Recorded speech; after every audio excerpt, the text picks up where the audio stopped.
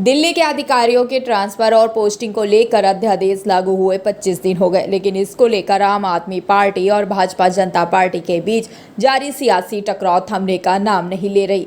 वहीं दिल्ली के रामलीला मैदान में आपकी महारैली के बाद एक बार फिर आपकी ओर से ट्विटर पर एक वीडियो साझा कर केंद्र सरकार से कहा गया कि वो दिल्ली को संविधान से मिले अधिकार को छीनने की कोशिश ना करे। आपके ट्वीट में ये भी कहा गया कि दिल्ली की जनता ने रामलीला मैदान की महारैली में शामिल होकर केंद्र को सख्त संदेश दिया है। चौथी पास राजा, किस किस ने सुनी है ये कहानी? इस कहानी का जितना प्रचार प्रसार करोगे उतना देश की तरक्की होगी, उतना समाज की तरक्की। ये कहानी एक राजा की है, एक चौथी पास राजा की कहानी है, एक अहंकारी राजा की कहानी है, एक भ्रष्टाचारी राजा की कहानी है। आप लोगों ने राजा और रानी की कई कहानियां सुनी होंगी। इस कहानी में राजा तो है, रानी नहीं है। घर में बहुत गरीबी थी, वो बच्चा वहां स्टेशन पे जाके चाय बेचने लगा,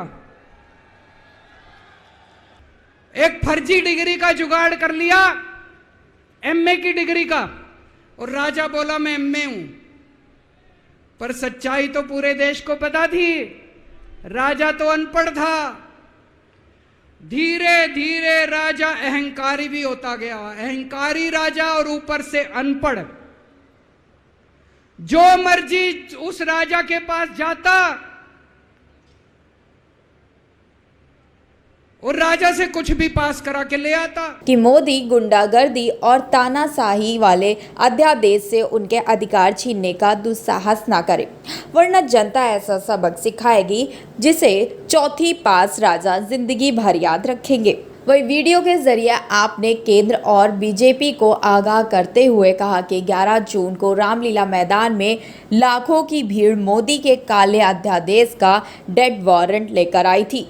वहीं सीएम अरविंद केजरीवाल को सुनने आए जन सैलाब ने साबित कर दिया कि चाहे कुछ भी हो जाए वो लोकतंत्र को बचा कर रहेगी। भारत एक लोकतंत्र है और लोकतंत्र में नेता नहीं, सत्ता देश की मालिक होती है, जिसे चाहे जनता सत्ता में लाए, जिसे चाहे सत्ता से बाहर कर दे। मगर मोदी जी को लोकतंत्र की ये मामूली सी परिभाषा समझ में नहीं आती। उनके लिए जनता के वोट की कोई कीमत नहीं है। उन्होंने काला अध्यादेश लाकर दिल्ली में चुनी सरकार के ऊपर एलजी की सारी ताकत दे दी। अगर एलजी को ही सारी ताकत देनी थी तो दिल्ली में चुनाव कराने का क्या मतलब, दिल्ली में मुख्यमंत्री बनाने का क्या मतलब?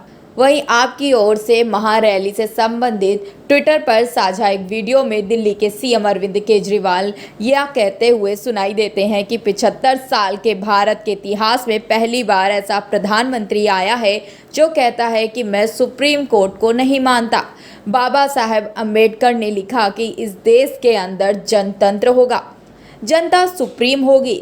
लेकिन पीएम मोदी ने संविधान के परखच्चे उड़ा दिए, उन्होंने संविधान बदल दिया। पीएम कहते हैं कि दिल्ली में जनता नहीं, एलजी सुप्रीम होगा।